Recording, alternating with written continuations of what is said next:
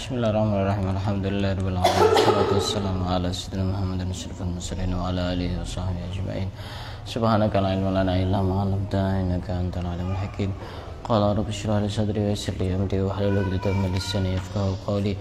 Nawaitu ta'alluma wa ta'allima li fa'idata wal istifada wa tadhakkura wa tadhkira wa nafa'a wal intifa' wal hasanata masuk li kitabillah wa sunnati rasulih wa du'a ila al-huda wa dalala alal khair ibtigha'a mardatihi wa qurbihi wa thawabihi subhanahu wa ta'ala. Qala al-musannif rahimahullahu ta'ala wa nafa'ana bihi wa bi'ulumihi wa amadana bi asrar bid-darain amin. Akan kita lanjutkan membaca kitab Wasailul Usul ila Syamailir Rasul yang dikarang oleh Syekh Yusuf bin Ismail An-Nabhani. Kita masih membahas tentang fasal tawadhu'nya Rasulullah dan akan kita lanjutkan tentang tawadhu'nya beliau. Wa an Anasin radhiyallahu ta'ala anhu, dari Sayyidina Anas radhiyallahu anhu, kanatil amatu min ima'i ahlil Madinah la ta'khudhu bi yadi Rasulillah sallallahu alaihi wasallam fatantaliqu bihi haitsu sya'at. Rasulullah itu termasuk tawadhu'nya pernah salah satu amah itu budak perempuan dari budak perempuannya kota Madinah mengambil tangannya Rasulullah untuk diajak pergi untuk memenuhi hajatnya si amah tersebut. Yang dimaksud mengambil tangannya itu bukan berarti memegang tangannya Rasulullah, tapi untuk minta tolong. Seperti pepatah bahasa Indonesia, mengulurkan tangan. Itu kan apa? Artinya membantu. Ya. Ada lagi panjang tangan. Apa artinya? Mencuri. Ringan tangan, suka membantu.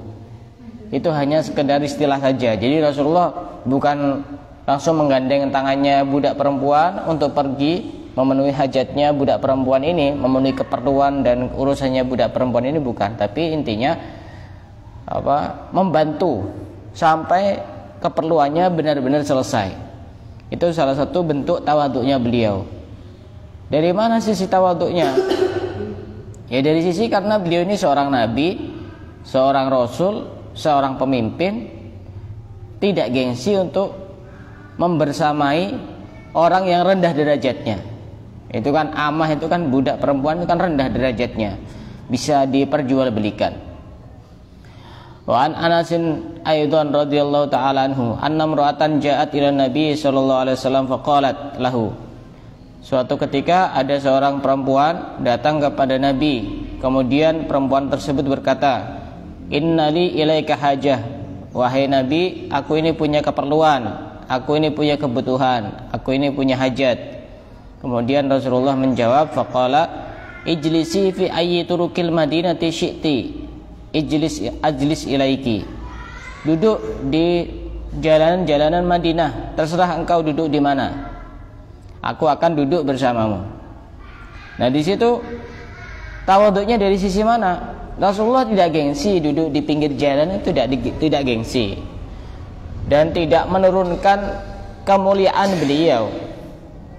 Nah di sini juga ada pelajaran penting bahwa ketika bersama dengan perempuan yang tidak ada hubungan mahram, itu semestinya kalaupun ada keperluan yang sangat penting, jangan sampai duduk di tempat-tempat yang sekiranya mencurigakan. Misal kalau di pinggir jalan kan tidak berani macam-macam kan di pinggir jalan. Tapi kalau misalnya duduk di tempat-tempat yang sepi dengan perempuan yang tidak ada hubungan mahram, ini khawatir terjadi fitnah, khawatir terjadi hal-hal yang tidak diinginkan. Sehingga Rasulullah menghindari itu. Duduk bersama seorang perempuan, ya kita tetap jangan membayangkan duduk langsung berdekat-dekatan. Intinya ingin memenuhi keperluan dari perempuan itu. Dan Rasulullah tidak memilih duduk di tempat-tempat yang sepi, tapi Rasulullah memilih duduk di tempat yang ramai. Agar apa? Agar tidak terjadi hal-hal yang tidak diinginkan dan agar tidak terjadi fitnah. Dan tidak dilarang duduk di pinggir jalan, tidak dilarang jika memang ada hajat, ada keperluan. Tapi kalau duduk-duduk di pinggir jalan tidak ada keperluan, main kartu, terus cuci mata dan sebagainya, ya pastinya tidak diperbolehkan, apalagi sampai mengganggu orang lain. Itu juga tidak diperbolehkan. Kadang-kadang kan ada orang di pinggir jalan sambil joget-joget, sambil promosi. Nah itu kan juga kadang-kadang mengganggu konsentrasi orang yang lagi nyetir gitu. Wa kana sallallahu alaihi wasallam idza shalla bin nasil ghadata aqbal alaihim biwajhihi. Rasulullah itu kalau ngimami salat subuh, setelah salat beliau menghadap kepada jamaah dengan wajahnya. Dan memang sunnahnya begitu. Imam itu kalau sudah selesai sholat itu tidak menghadap ke kiblat terus, menghadap ke jamaah. Itu sunnahnya begitu, tidak menghadap ke kiblat terus. Kalau tidak mau menghadap ke jamaah, ya minimal menghadap ke utara, ke kiri. Itu berlaku di selain Masjid Nabawi. Kalau di Masjid Nabawi itu tidak berlaku. Kesunahan itu tidak berlaku. Kenapa? Karena kalau di Masjid Nabawi, masjid di mana Rasulullah dimakamkan di situ, kalau seandainya imam ini menghadap ke jamaah, punggungnya ini membelakangi makamnya Rasulullah, tidak sopan, tidak ada adab.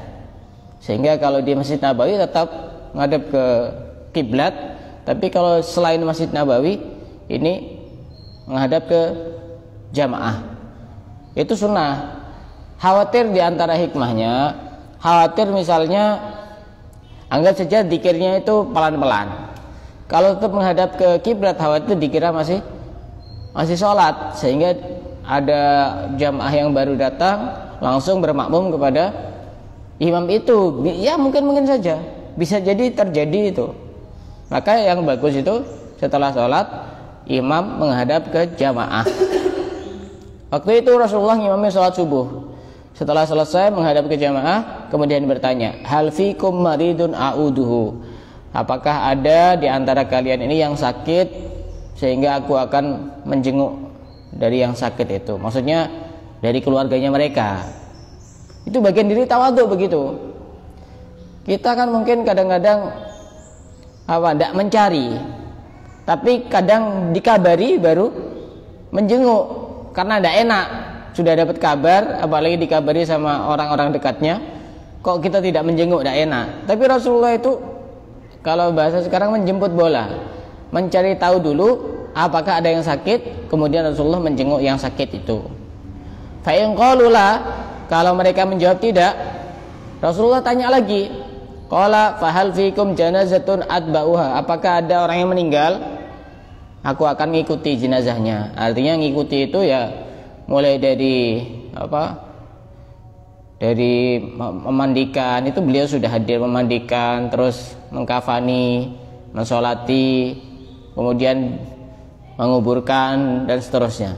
Itu beliau tanya begitu, akan aku ikuti. Fa in qalu la, jika mereka menjawab tidak, qala man ra'a minkum ru'ya yaqussuha alaina. Adakah kalian yang tadi malam bermimpi yang ingin diceritakan kepada saya? Jadi itu termasuk pertanyaan yang sering dilontarkan Rasulullah setelah sholat subuh. Loh, apa hubungannya dengan mimpi? Karena mimpi yang baik itu adalah bagian dari petunjuk-petunjuk dari Allah. Dan memang mimpi kalaupun harus diceritakan itu bagusnya setelah subuh dan sebelum muncul matahari. Itu bagusnya. Jangan, dan itu memang bagus sebagaimana pendapat Ibnu Hajar, yusannu qassur ru'ya ba'da subhi. Disunahkan menceritakan mimpi setelah subuh. Wa ba'dal insirafi minas sholati, dan setelah selesai melaksanakan sholat subuh. Itu sunnahnya begitu. Alasannya apa? Pertama, daya ingatnya masih kuat, masih tajam untuk mengingat-ingat mimpinya seperti apa. Yang kedua, kondisinya masih fresh, masih dekat dengan kondisi mimpinya itu. Coba kalau seandainya kadang-kadang kita itu mimpi, bangun itu masih ingat, tapi karena tidak langsung diceritakan, nggak usah nunggu besok, nanti siang sudah kadang-kadang sudah lupa mimpi apa. Dan itu hal-hal yang bagus, mimpi itu diceritakan kepada orang yang ahli di bidangnya. Jangan menceritakan mimpi kepada sembarang orang. Maka di sini ada seorang ulama bernama Muhallab. Beliau menjelaskan, ta'birur ru'ya ba'da subhi awla min jami'il awqat. Menceritakan mimpi dan juga menafsiri mimpi setelah subuh itu jauh lebih utama dibandingkan dengan waktu-waktu yang lain. Lihifdhi sahibiha laha, karena sangat memungkinkan orang yang mimpi ini masih hafal. Liqurbi ahdihi biha, karena sangat dekat dengan kejadian mimpi itu. Wa qallama ya'ridu laha nisyanuha, dan jarang sekali orang itu lupa kalau setelah subuh diceritakan itu. Dan juga waqillati syughlihi fima yufakkiruhu fima yata'allaqu bima'asyihi, dan orang itu masih sedikit kesibukannya untuk ngurusi urusan pekerjaan dan duniawinya, sehingga ketika diceritakan kepada orang yang tepat maka nanti akan menghasilkan arti yang juga tepat. Jangan sembarangan, apalagi mimpi-mimpi buruk itu kalau bisa jangan diceritakan kepada siapapun. Lebih baik diam dan banyak minta perlindungan kepada Allah. Itu jangan gampang diceritakan kepada siapapun. Ya, karena kenapa Rasulullah kok bertanya kalau ada yang bermimpi? Rasulullah biar menjelaskan. Karena kadang-kadang petunjuk itu datang dari mimpi. Artinya mimpi di sini mimpi yang baik, mimpi dalam keadaan suci dengan adab-adab ketika tidur, maka itu mimpi bisa menimbulkan hal-hal yang baik. Ru'ya sholihah itu, mimpi yang baik itu bagian dari wahyu. Wa kana sallallahu alaihi wasallam yajlisu alal ardi wa ya'kulu alal ardi. Rasulullah itu duduk di atas tanah dan makan juga di atas tanah. Artinya Rasulullah itu jarang sekali makan menggunakan meja, itu jarang, di atas tanah. Ya kalau sekarang kita ya di atas lantai. Dan memang lebih nyaman. Saya sendiri ngerasakan makan di atas lantai itu jauh lebih nyaman dibandingkan di atas meja. Rasa di dalam hati itu nyaman gitu. Di samping itu kan juga kita berlatih untuk mencontoh Rasulullah, bahwa mungkin bisa jadi Rasulullah langsung di atas tanah tanpa alas, tanpa apa.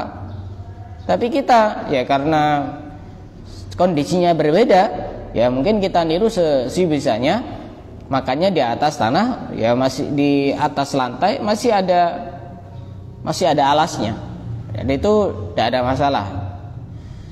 Makanya sebenarnya warung-warung yang model-model lesehan itu jauh lebih nyaman menurut saya. Karena bisa dirasakan sendiri, makan di atas meja dengan makan di atas lantai itu tidak sama. Rasanya di dalam hati itu tidak sama. Dan ini satu pelajaran penting, bahwa Rasulullah urusan dunia itu tidak begitu pusing. Mau makan di atas lantai, mau makan kayak apa, tidak begitu ngurus, karena urusan duniawi. Tapi kalau urusan akhirat, beliau sangat memperhatikan betul. Beliau lebih fokus membersihkan hati dari hal-hal yang tidak baik, walaupun beliau juga termasuk orang yang hatinya paling bersih. Termasuk ketawaduan beliau, wa ya'taqilu syah. Beliau itu, Rasulullah itu tidak gengsi memeras susu dengan dilakukan beliau sendiri.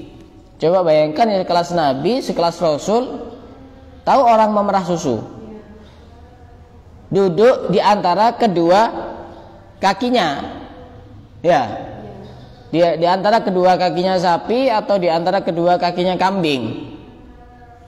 Coba misalnya kiai yang sudah terkenal, santrinya ribuan, jamaahnya ribuan, pas memerah susu dilihat santrinya, dilihat jamaahnya.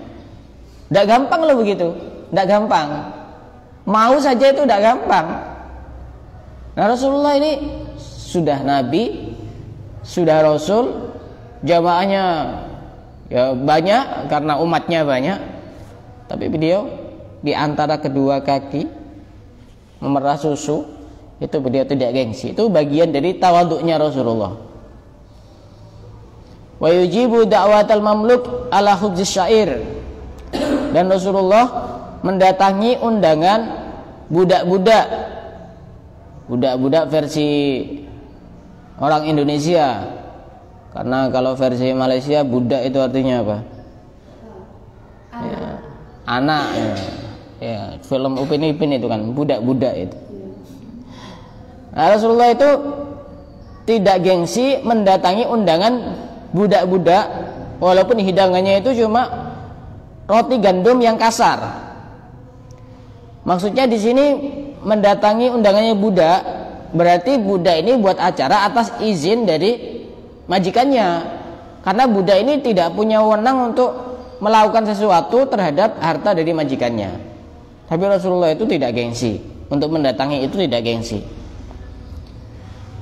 Wakana sallallahu alaihi wasallam ya'udu mardal masakin. Rasulullah termasuk ketawaduan beliau suka menjenguk orang-orang miskin yang sakit, alladzi la yu'bahu lahum, di mana mereka orang miskin yang tidak bisa mengurus dirinya sendiri ketika sakit. Wa yakhdumuhum bi nafsihi sallallahu alaihi wasallam, dan Rasulullah melayani mereka orang-orang miskin itu dengan beliau sendiri, tidak minta tolong kepada orang lain. Itu bagian dari ketawaduan beliau, mau berkhidmah, mau melayani, mau menolong kepada orang-orang miskin yang sedang sakit. Wa kana sallallahu alaihi wasallam yujibu man da'ahu. Rasulullah itu pasti mendatangi undangan siapapun yang mengundang kepada beliau, min ghaniyin, dari orang kaya, au fakirin, atau orang fakir, au syarifin, atau orang mulia, wala yahtakiru ahadan, dan Rasulullah tidak pernah meremehkan siapapun. Mau yang undang presiden, mau yang undang ini pejabat, mau yang undang ini orang kaya atau orang fakir atau orang yang punya derajat yang tinggi, semuanya sama. Semuanya benar-benar dihormati oleh Rasulullah, tidak merendahkan siapapun. Tidak berarti ketika mendatangi undangannya orang fakir, Rasulullah kemudian meremehkan dan membanding-bandingkan dengan orang kaya. Tidak. Rasulullah tidak pernah meremehkan kepada siapapun tanpa memandang status sosial. Wa kana sallallahu alaihi wasallam yujibu ilal walimah. Rasulullah itu mendatangi undangan walimah. Nah, terutama walimatul urus itu kalau dalam hukum fikih, mendatangi acara undangan pernikahan itu hukumnya wajib, dengan syarat tidak ada kemungkaran, kemaksiatan di dalam acara tersebut. Kalau misalnya ada acara pernikahan, kita diundang, pas di situ kita sudah tahu hiburan, orkes, tidak wajib mendatangi, tidak wajib hukumnya, dan tidak dosa. Tapi kalau acara walimahnya biasa-biasa, biasanya misalnya ya selamatan biasa, itu ada baca diba, ada baca sholawat dan sejenisnya, wajib hukumnya mendatangi, itu hukumnya wajib. Dan Rasulullah mendatangi undangan-undangan walimah. Wa yashhadul janaiz, dan Rasulullah itu juga menyaksikan jenazah-jenazah, artinya menghadiri sholatnya sampai menguburkan, baik kepada orang yang mulia maupun kepada orang yang biasa, itu sama saja diperhatikan oleh Rasulullah. Wa kana sallallahu alaihi wasallam ya'ti du'afa al-muslimin wa yazurhum. Termasuk kebiasaan Rasulullah itu suka mendatangi orang-orang muslim yang lemah, didatangi ke rumahnya. Wa ya'udu mardhahum, dan menjenguk kepada orang-orang sakit di antara mereka. Wa yashhadu janaizahum, dan menyaksikan jenazah-jenazah mereka. Dan ini memang satu metode dakwah yang sangat ampuh, memperhatikan. Jadi kadang-kadang orang itu tidak butuh banyak uang, tapi butuh banyak uluran tangan untuk memperhatikan. Rasulullah ini memang dakwahnya door to door, dari rumah ke rumah itu. Yang sakit dijenguk, yang butuh dibantu, ada yang meninggal juga didatangi, dilihat, disaksikan jenazahnya, diiringi sampai ke pemakaman. Itu orang akan simpati, orang akan semakin cinta kepada beliau karena perhatiannya itu. Bukan cuma sekedar memberikan ceramah, memberikan mauidhah dan sebagainya, tapi benar-benar diaplikasikan dalam kehidupan sehari-hari. Itu Rasulullah begitu, sangat tawadhu. Kita kan mungkin kalau yang sakit itu orang-orang miskin, ya kita mau kalau ke sana mau dikasih apa gitu, mungkin mikirnya begitu.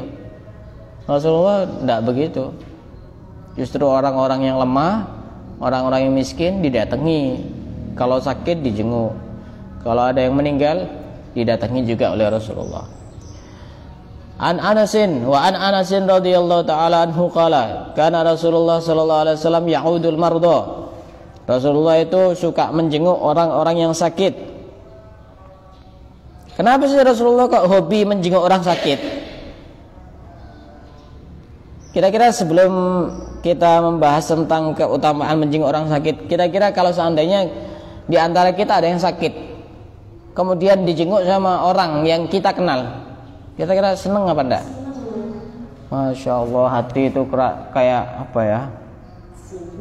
Senang, pokoknya senang, pasti diingat terus itu. Dan orang yang benar-benar setia itu ketika masih setia ketika kita dalam kondisi terjatuh, kondisi tidak enak.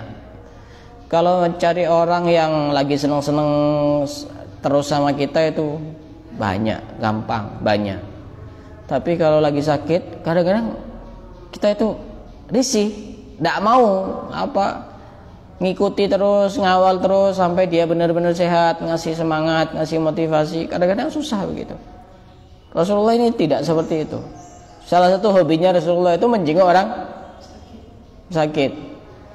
Tapi ada satu amalan, satu ibadah yang melebihi menjenguk orang sakit. Apa? Orang cari ilmu, orang hadir di majelis ilmu itu lebih baik daripada menjenguk 1000 orang sakit, daripada menghadiri jenazahnya 1000 orang yang meninggal dunia. Dan lebih baik daripada sholat sunnah 1000 rakaat itu hadir di majelis ilmu. Tidak mungkin kita bisa menjenguk sehari 1000 orang sakit, tidak mungkin. Tapi dengan semangat hadir di majelis ilmu bisa mendapatkan pahala itu semua. Lebih-lebih benar-benar ketika ada orang sakit dijenguk, bukan berarti dengan alasan saya sudah melebihi 1000 menjenguk orang sakit. Ada orang sakit dibiarkan, ya tidak begitu juga. Ini berarti gagal paham, memahami hadis. Termasuk kenapa Rasulullah kok suka menjenguk orang sakit? Dalam sebuah hadis disebutkan, man ada maridon nadahu munadin tibta wa taba mamsyaka wa tabawwa'ta minal jannati manzilan. Barang siapa menjenguk orang sakit, maka ada suara yang manggil dari langit, engkau ini adalah orang yang bagus dan semoga kehidupanmu diperbagus oleh Allah. Dan bersiap-siaplah untuk menempati tempat tinggalmu di surga. Itu salah satu manfaat menjenguk orang sakit. Dalam satu riwayat yang lain disebutkan, man tawaddoa fa ahsanal wudu, barang siapa yang wudu kemudian dia memperbaiki wudu dengan melakukan adab-adabnya, berkumur-kumur, istinsyak, pakai siwak dan sebagainya, wa ada akhahul muslim, dan menjenguk orang-orang muslim, saudaranya muslim yang sakit, muhtasiban, murni karena ingin mendapatkan ridha Allah, apa balasannya? Bu'ida min jahannama sab'ina kharifan, akan dijauhkan dari neraka jahanam sebanyak 70 kharif, itu semacam lebih dari bertahun-tahun perjalanan, dijauhkan dari neraka jahanam. Itu orang yang suka menjenguk kepada orang yang sakit. Dan adabnya menjenguk orang sakit itu, kalau kita lagi menjenguk orang yang sakit, duduk dekat di kepalanya. Duduk dekat kepalanya. Itu rasanya tidak sama itu. Dengan duduk di dalam satu kamar tapi tidak dekat kepalanya. Ya, di antara hikmahnya orang sakit itu tidak mau teriak-teriak. Betul? Orang sakit itu kalau ngomong tidak mau teriak-teriak. Betul tidak? Iya, pengennya ya pelan-pelan, karena dia lagi sakit. Duduk di atas kepalanya, bukan di atas kepalanya, di dekat kepalanya. Kemudian kita tanya, gimana sekarang kondisinya, yang dirasakan bagaimana, dengan pertanyaan-pertanyaan sejenis seperti itu. Setelah itu kita mengucapkan la ba'sa alaik, la ba'sa, tidak apa-apa, tidak apa-apa, tidak apa-apa. Kemudian kita mengucapkan tohur insyaallah. Itu sunnah. Ini dihafalkan ini. Tohur insyaallah. Artinya kamu ini baik-baik saja, tidak ada apa-apa. Berikan semangat. Kadang-kadang semangat yang baik dari orang-orang terdekat itu bisa menjadikan dia sembuh dari sakitnya. Kadang-kadang tidak perlu untuk berobat dan macam-macam, cukup banyak dikasih semangat dari orang-orang terdekat, dia bisa sembuh. Apalagi orang-orang terdekat ini adalah orang yang sangat dicintai, sembuh biasanya. Jadi begitu caranya. Duduk dekat kepalanya, tanyakan gimana sekarang, apa masih sakit atau gimana. Ya, ini pertanyaan. Tapi setelah itu la ba'sa, tidak harus bahasa Arab, tidak apa-apa, tidak apa-apa, kamu insyaallah sembuh. Dan diceritakan orang-orang yang pernah sakit yang serupa itu sembuh. Jangan justru ditakut-takuti. Oh, kemarin ada orang sakit seperti kamu ini, biasanya cuma 3 hari di rumah sakit, kamu sudah 2 hari. Insya Allah itu kamu dilempar pakai oksigen, langsung kabur dari rumah sakit. Jadi diberi semangat itu. Itu sunnah yang terlupakan. Hal-hal yang sepele, tapi kalau kita niatkan. Dan ini dicontohkan sama Rasulullah, adab seperti ini. Hal-hal yang sepele, tapi kalau kita niatkan mencontoh Rasulullah, dapat pahala yang besar. Duduk di dekat kepalanya. Kemudian ada di kitab Al-Adhkar itu, sambil dipegang kepalanya. Kalau laki-laki sama laki-laki, atau perempuan sama perempuan, atau masih ada hubungan mahram. Kalau udah ada, enggak usah pakai pegang-pegang, enggak usah. Enggak usah pakai pegang-pegang, enggak boleh. Kemudian kita mengucapkan bismillahi arkik wal min kulli da'in yu'dik Allah yashfik. Intinya mendoakan, ya Allah, dengan nama Allah aku meruqyah kepadamu dari segala macam penyakit yang menyakitkanmu, dan semoga Allah menyembuhkan kepadamu. Itu doakan. Dan yang bagus kita yang minta doa kepada orang yang sakit. Kalau orang yang sakit ini masih bisa berdoa, karena orang yang sakit ini hatinya nyambung dengan Allah. Karena yang dipikir jangan-jangan ini saya besok mati macam-macam. Jadi hatinya itu nyambung dengan Allah, banyak istighfar. Sehingga kita itu sunnahnya bukan mendoakan tapi minta doa. Kalau dia sudah tidak mampu, ya kita yang berdoa, dia yang mengaminkan. Wa yashhadul janaiz, tadi sudah disebutkan Rasulullah suka menghadiri jenazah-jenazah itu. Wa yarkabul himar, dan Rasulullah di antara tawaduknya itu menaiki himar. Himar itu apa? Keledai. Dari mana sisi tawaduknya? Nah, keledai ini kan hewan tunggangan yang kualitasnya bawah. Ada unta, ada kuda, ada keledai. Seandainya pun Rasulullah ini mau naik kuda, mau naik unta, sangat mampu. Tapi beliau itu tidak gengsi untuk naik keledai. Anggap saja kalau sekarang ya, misalnya